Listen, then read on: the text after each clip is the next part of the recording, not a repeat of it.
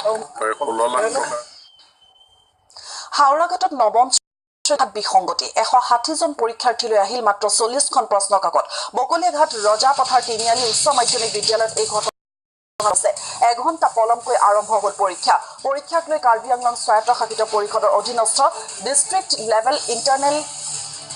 examination কমিটিৰ লৰা ধেমালিৰ অভিযোগ উত্থাপন হৈছে দুজন একেলগে মানে উত্তৰত প্ৰশ্নটো লিখিছোঁ আৰু দুজনে এটা প্ৰশ্নৰ পৰা লিখিছা কিয় প্ৰশ্ন মানে এই পৰা অহা নাই বোলে টকাৰ পৰা ইমান আজি কি এক্সাম আছিলে ইংলিছ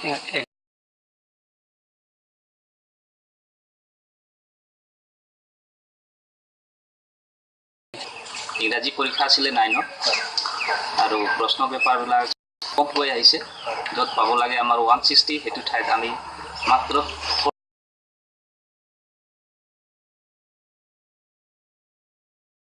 পাঁচটা এনেকুৱা ক'ৰবাত 20টা এনেকুৱা যোগাৰ মেনেজ কৰিব পৰা নাই তথাপি পৰীক্ষাটো পাতিব লাগে হয় মানে মাজত এটা প্ৰশ্ন এনেকুৱা হিচাপত দিয়া হৈছে আৰু কিছুমানক দিয়া এটা কিন্তু তথাপি জোৰা নাই পৰীক্ষা আৰম্ভ কৰি